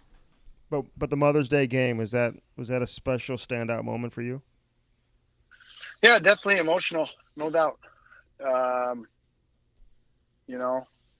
I really felt she was with me that day. Mm-hmm. Oh, yeah. And it was. I think my whole family. I think it helped. It helped the situation that I was still playing, obviously we fight back and we beat Pittsburgh in 7 after being down 3-1, and then we play a good Montreal team. I scored in game 4 overtime at MSG. Like I felt like I was just validating everything, Yeah. Like it was quite the run. And unfortunately for me, it's kind of a blur because I was kind of numb when my mom's passing. But I won in 04 and I lost in 14. They were both great runs. One I got to lift the trophy, and the other one I didn't. But honestly, like, they were both awesome. Yeah, no doubt about it, man. I remember both of them, but even the Rangers run, man, it was really cool to see. And that LA team, man, they didn't mess around. They had it going. They had a run of themselves where they were just as confident as anybody. So they kicked our ass in 12. Yeah, they were a deep team, and 3 of those games were overtime games. So, and we lost all of them. That wasn't a 5-game series, but that's what it was on paper. That's what. All right, Marty. Overtime games. Yeah. Good Lord. We're gonna let you go, man. Hey, your phone's gonna be ringing, by the way. That's right. All these teams. Listen. That's what we do, baby. Coach in waiting. Oh, Marty. Why are you not coaching? How many times do people call you St. Louis? By the way, we're in St. Louis. We're in CAA. We always thought you should play for the Blues. Just so you know. That's how I say, like, when they ask for your name, whatever. I'm like, well, it's St. Louis, but it's spelled like the city of St. Louis, and they get so confused. Oh yeah, even looking you up today, it was like confusing. I'm like, St. Louis guy. I'm like, oh, no, that's St. Louis. Damn it. Fans would always say in St. Louis, man, he needs to play for the Blues just to create that jersey with the St. Louis on the back. So. Well, I know. I thought, when I couldn't sign with any team, I just thought somebody was going to give me a chance with the Blues just because of my last name. Should have made it happen. Oh, man. Well, and best of luck to your sons, too, man. Yeah. And thank you very much, guys. Thanks for having me. Keep doing what you're doing. We appreciate it, Marty. Right on. Take care. Thank you. Bye-bye. Bye-bye. That was episode number 73, Marty St. Louis. I used to love watching him play, Cam. That rhymed. What was that, 73, Marty St. Louis? That rhymed. You know how many people called him, including our social media director, Brody, who calls him Marty St. Louis? Jesus. Like, people who would do that would drive me crazy. But I did say that he should have played here at some point during the tour. I butcher people's names all the time, dude. Did you say St. Louis? No, but not a Hall of Famer, unless he's from the 20s. Marty St. Louis. No, I'm like, what? Boom, boom, what? He wouldn't be the only one to call him Marty St. Louis, man. I think a lot of people made that mistake. And I'm not from Canada, dude. I don't remember the 20s, confident 30s, dude. 40s, confident 50s. Dude. He's got confidence. You think? A lot of confidence, man. You think? Do you think you have to have that confidence, like superior confidence at that to size? Be a smaller player and then be as dominating why do you as think? he was? Well, why do you think you have confidence as a reporter? Think about what you had to deal with. Walking into the big boys after you wrote an article about them. You don't think you had to be confident walking in, sitting next to Keith Kachuk when he's fucking eyeing your fucking ass down? He's got you by a foot and 900 pounds. Think about that. You have to have confidence. You think I had to when I had to go against fucking the big boys? But did you feel that small, though? Fuck. Well, maybe you did. I'm not fighting guys for a living. I'm not 5'6". You're fighting guys in the locker room after you write a story. Yeah, you are. You're doing it a different way. 5'11". He's not fighting guys either. I'm like 5'10". He's battling. Everybody's 5'10", it's all different. What'd you say? I'm like 5'10", 5'11". I think I'm 5'11". No, wait, what'd you say? I think I'm 5'11". Get the fuck out of here. I mean, Marty St. Louis. He's 5'11", 220, jacked. No, I'm like 5'11", like 170.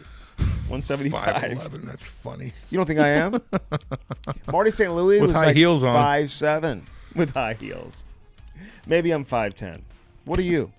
I'm 5'11" and 3/4. Oh, that makes. You want to stand up? I'm probably 3/4 inches smaller. You want to than stand the fuck up? We can do that. I got you by fucking 4 inches, homie. No chance. 3 inches. No chance. 50 pounds. Yeah, probably. Okay. Go on. Probably more than that. Go on. Anyway. 5'11". Great talking, catching up with Marty St. Louis, man. And good luck to your son who's playing with the U.S. development program. And his other kids who he's coaching out there. How about hockey? All of a sudden it takes over the NHL players' lives. It's like, I need to be traded to New York for my kids' hockey. Not for me, even though they were pretty damn good. I need to be they traded went to the Stanley Cup final. I need to be traded to the lake just to keep my fucking feet up and drink Bud Light seltzers. Like, that's what I want to do. Get traded to fucking New York so I can watch my kid. But isn't that amazing? Yeah, it's kind of weird, but yeah. But you know what? You gotta do. Hey, but when you're a Hall of Famer, you can kind of call your own shots. Yeah, I don't know if that's good or bad, I man. think Tampa Bay may have been ready to move on too. I mean, I also whatever. don't know if that's good for your kid or not. Like, I kind of liked it how my dad was just like out of touch because. Yeah, but dude, you can't really like. You gotta just learn on your own, man. In Tampa Bay versus being up on the East Coast in Connecticut or whatever, like from a hockey development standpoint, you can't dude, have him grow up down. No, you can't have him in Tampa Bay. I just say I'm glad my dad wasn't in such control of my everyday hockey career. Like if he played for the NHL, and he'd be like, "You did that wrong. You did." My dad just let me do my shit, and if I didn't try hard, but like Marty's probably breaking his fucking kid down. Oh God. What's amazing to me is that you didn't start playing until you're like 9 or 10. I know. You would never get to the NHL today if you don't start playing until 9 or 10. No. I made it because I was tough. I mean, and then I was able to hit. I was able to skate. Thank God. My hands and my vision, I had to just keep learning and learning and learning. Like no one taught me that. You're still learning. You need some hockeytraining.com. We're going to. Well, it's so embarrassing watching you just chop the puck in half. It's really embarrassing. It's embarrassing. You need some hockeytraining.com. I'm looking at my engineer right now, and he realizes that I got to go do a fantasy camp tonight. Are you excited about that? Guys are you getting drafted? Some guys are going to spend $100,000 on me to be first pick overall, and you're chirping my what skills? You think you're going first overall? Probably. What will the first overall pick cost at the fantasy camp? A lot of money. $100,000? No, that's Nashville. That was a Nashville trip. It'll cost them 20 G's probably. Yeah. Okay. Well, good. We got depends something, on how we got hard something I try. going on this weekend too. Looking forward to that. Always. Well, you're not invited. Well, I'll be there Saturday. Mountain the ice. I know. I didn't really know about that. I've asked a lot of people though. They're not. Just worry about the hockey. A lot of people aren't that like. Just worry about the hockey training. They didn't really know about it. Yeah. Well, Jeff. We'll tell Jeff Brown to stay home, and we'll put you in. He's there. on the lake. He's like tweeting about his. I know. He's quarantined, dude. And people probably. Oh yeah. Yeah. That's what happens. He's tweeting it out, so I guess I could say it. Yeah, well, that's what happens when you hang out at golf courses. He's like, fuck, you want me to be quarantined? All right, I'll go to my fucking lake house and kick my feet up. Brownie, fucking hey. All right, that interview with Marty St. Louis, episode number 73, brought to you by CarShield and CarShield.com. Save 10%. Mention the promo code CAM, 800-857-2481. Make sure you have that protection. You never know when something's going to go bad. Have that protection. Don't get stuck paying thousands and thousands and thousands of dollars. CarShield and CarShield.com. GadgetBuyback.com, 877-772-8880. Say it with me, 877-772-8880. You got a cracked screen, cracked phone, whatever it is. Hey, you got to make sure you get that fixed. Do it with the right people who can do it quickly. Best customer service. David Long's unbelievable. If you're in the St. Louis area, stop by their store in Oakville. They'll do it while you wait. If you're a business owner, get rid of the old stuff. They'll buy it back. They'll pay you top dollar for it, and they'll send you off with some new up-to-date stuff to keep your business moving in the right direction. GadgetBuyback.com. How about Bud Light Seltzer, baby? They got the variety packs, all new flavors, the original flavors with black cherry, strawberry, lemon, lime, and mango, baby. Send us a text. Show us what you're doing with Bud Light Seltzer, whether you're barbecuing or chilling out at the lake or the pool. Although pool season's coming to an end. And lake season is too. No, it's not, dude. Lake season is the fucking best in October, man. The leaves are fucking falling. You don't want to get your fucking shit. You don't want to suck up shit if you have a jet boat, though, because the leaves will get in there and the debris. What's a jet boat? Oh, a jet boat. I know what a jet boat is. Jesus fucking I know what a jet boat is. I know what a jet boat is. Seriously, shut up. Holy fuck. Where are you from? Fucking cake-eating motherfucker. It's called a motorboat, dude. No, it's... What? Like a racing boat. Oh, stop. It's a racing boat. Stop. Dude. Stop. Is it not? No. A jet engine is different than a prop. If you have a jet and you suck up fucking leaves and sticks, it gets caught up there, man. It gets jammed up and your motor could fucking blow. But if you have a prop, it's bad for your prop, too, when you run over debris. So you got to watch that when you're on the boat in fall. But when you're down at the lake in fall, you set a fire and the leaves are falling. It's beautiful. Oh, it's my favorite time of the year, man. God, especially up in the mountains. Up in the mountains when the aspen trees turn You're not gold. from Colorado. Why you talk about Aspen like you live there? Dude, I lived in Flagstaff, Arizona for 5 years, bro. You been up there? I watched The Stand. Dude, up Stephen northern King. Arizona. 7,000 elevation in For a town. year. For a In year. town. For a year. One of the more beautiful places ever. And they've got Lake Mary, too, dude. You'd love it on Lake Mary also. Up there in Flagstaff. I would. People who know about it certainly can back me up on that. So Bud Light Seltzer, check it out, budlight.com. And check out the variety packs. And again, you can order it online, Cam, and they'll deliver it to you. You know, I know. Less than a gram of sugar, 100 calories, and 5% alcohol too. Yeah, dude, it'll get you going. That'll get you. Yeah, going. you don't get bloated either. I love it. No. I look jacked in my Instagram pics. Yeah. Oh, do you? No, I don't know. Now you have I'm more pale. free man, I'm shirts fucking pale, to man. wear. I'm fucking pale. How'd that photo shoot go for you yesterday? I suck. Cam wore he wore a burnt orange tight shirt. I don't have any clothes. He texted me the night before. He goes, "Oh no, the morning up." He goes, "What are you wearing?" I was like, "What? Did you really just ask me that?" I don't know. Fuck it. I hate my clothes. I'm sick of them. Where are your clothes? Man, they're everywhere. Man, I'm trying to sell my house, and I got like my suits downstairs. I got this, I got that. I don't fit in half of my shit. I don't like shopping. I'm buying shit for the house. Buy it Spending online, fucking dude. Buy it online. thousands of dollars on other things to get the house prepped up to buy a new big house. I don't need clothes right now. I do need clothes, but I'm not like devoted to it right now. I'm too busy. I look like shit, and I'm pale. Well, at least you can have a nice ride by going to Bellman.com. That's true. Like, you know? I still look good wherever. Like, I'm still sexy as fuck. Don't get me wrong, and jacked, but I'm pale, and my clothes suck. Cadillac, Buick, GMC on one side of the street in Troy, Missouri. Other side, Chrysler, Dodge, Jeep, Ram. Check out their pre-owned inventory. Check out their new inventory. Lots of options for you to browse over there at Bellman.com. But don't just browse. You should buy in time for the fall, man. Great deals right now, too. Comfortable there. Over there at Bellman.com. Comfortable there. Is it? I'll say it. Yeah. It's comfortable there. You can bring your wife. She's not gonna get creeped out by some fucking guy like, hey, I scored 14 points in fucking high school football. What are you doing tonight? Well, my husband's Cam Jan. Well, listen to me. I scored 14. He wasn't even that fucking good at hockey. I'm fucking tougher than he is. Well, are you really? Get the fuck out of my face. Well, we'll buy. No, none of that. None of that. High school football. I scored more goals than he. No, did you? Like, I don't care if you did. Like, what? I'm just trying to buy a vehicle. Stop with that shit. Fucking weirdo swinging dicks. That doesn't happen at Bellman. No. They don't one-up you. I hate one-upper car salesmen. God. I know some of those. Holy the one-uppers. knacker. Is that not the worst? Well, we did this. No, you didn't. No, you didn't. The Shut up and sell me a car. Oh, shit. Fucking creep my so wife at out. Bellman.com, you get no creepiness, damn it. There you go. And you get good deals. And they're hockey people. You go talk to them like he's fucking comfortable. That's right. Like, they don't pressure you with Mention bullshit. the Cam and Strick podcast, too. Yeah, exactly. Now you're really in. That's what I recommend. Now they're going to carry you like Cleopatra. But the reality is you don't have to. You don't have to. No. You don't have to. No. Hockeytraining.com. That's something you have to do. No, something you have to. You need to get some. I got the speed kit coming. I cannot wait Thank Christ. to jump on that wagon. Holy fuck. You might get invited out maybe once, twice a month now. Holy Hockeytraining.com. Check out the videos, man. The videos are so helpful. They are actually really are. And Yeah. you can do in your backyard, in your garage. Oh, no, That's you a can do it big in your deal. living room when you're watching TV. Yeah. What's your favorite show? Oh, that's a great question. Oprah? What do you like? Smithsonian Channel, Aerial America, probably. Or motherfucking, hockey. I don't watch any the news. I have to learn things for my radio show. Yeah, so yeah. But, dude, you can do it when you're doing anything. Doesn't matter. Yeah. You can do it at your house. It's so easy. You don't need weights and all that type of stuff.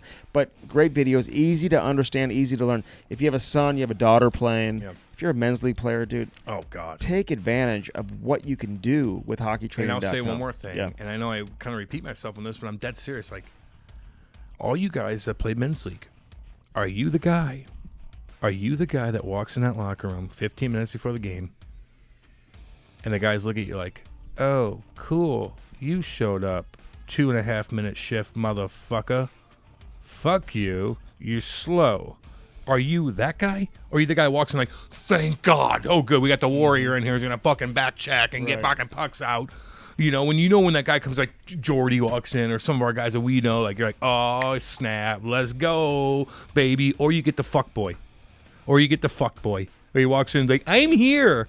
Oh, cool. How about you dress like a clown and entertain us before the game, and then you can just sit the fucking thing out? Because that's all you're good for. I'm a little mean on this one. I'm sorry. I'm a little rude on this. But you know who you are when you walk in there and you take 3-minute shifts and you don't do shit with the puck. And they've got great stuff for goaltenders, too. There you go. goaltender specific type stuff to get your lower core And Andy, or your core and your lower body. Make sure you have strength. look, I give you guys all props. If you're a goaltender and you're still grinding it, like fucking some of the guys that are police officers that skate with us Oh are my still God. I being can't a goalie. believe they're I can't able believe to they're doing it. And you know what? make the saves they do. You know, I was kind of being a dick, and I don't mean to be a dick about the walking in and guys are like dressed like a clown. That's kind of true, but I don't mean to be a dick on that. But if you're a decent goalie, you're always going to be in the mix. If you know how to be a goalie, Oh, you'll always get you'll invited. always get invited. Get invited. You're always getting invited. I invite guys down on private jets because they're decent goalies. That you're not paying for. I'm not paying for it. But they come down and fucking party and get. I mean, god damn! If you're a good goalie, just do the hockeytraining.com. You could do it till you're 60 years old and fucking have fun with everybody, Just man. maintain. Don't Maintain, allow dude. yourself to fall off. Sorry That's to be what such I a did. dick. I didn't mean to be a dick. You allow on that. yourself to fall I'm off, sorry. and now you're trying to play catch up in your 40s, Yeah. man. That's difficult to do. Yeah. So make sure you're taking care of yourself. Victor Hockey, check him out Yeah. on Instagram Yeah, I look good, at dude. Victor Hockey USA and VictorHockey.com online, dude. Check out their selection. They're sick hats, dude. Badass shit, dude. Up in the mountains, Denver, Colorado. You're from Great there, right? emblem, dude. Flagstaff. But I vacation in Colorado all the time, and I love Colorado. Okay, I vacation there. I know. cake eater. Fucking cake eating motherfucker. Jesus Christ. Victor Hockey, check that out. You like that shirt you're wearing? What do you have? Like Motherfucker, yeah. two guys are like fighting. Yeah. They have flow. You couldn't too. wear this shirt. I could wear that. No, you couldn't. Wouldn't be that tight. You'd be swimming in this goddamn thing. Victor Hockey and VictorHockey.com, Victor Hockey USA. Check them out on Instagram and Twitter. Yesterday we had our photo shoot for Cope 24. You can make fun of me again? Well, you had your burnt orange shirt on. It was terrible. But it'll look good on the cover. It'll look good on the cover. We're going to be on the cover of a magazine coming out in October. We'll tell you when that comes out. But the Renee Howard, dude, from Cope 24, she looked Oh, she's a beautiful, badass man. She biatch, is dude. just I'm sorry. incredible. Sweetheart. We love her. Like name. when I talk to Renee, like she like talks to me, right? Mm-hmm. Like she like looks into your soul and like says, "Cam, what about this, Cam?" And I'm like, "Oh my God, you really asked me like a Yeah, I know. love Like, you." she cares. Are we? Check Are out you their my half website, mother? though. Cope24.com. What they're doing to educate families, dude. Yeah, man, great You know? job. You know? If I wasn't my mom and dad, I told you the Raven Whitlock Yeah, but story. it's yeah. Well, Raven Whitlock. Who was the other guy? Marlowe. What's his fucking name? I don't remember. Marlo He beat the fuck Jeffrey. out of me. You got dusted I got twice. dusted twice. I got pissed on and dusted. Terrible that's a porn experience. film. Oh my God. Lord. All right, that was Marty St. Louis, episode number 73. Be sure to check our Instagram out, check our Twitter out, at Cam and Strick Pod. And I hope you enjoyed another edition of the Cam and That's a Strick long one. Podcast. See you guys.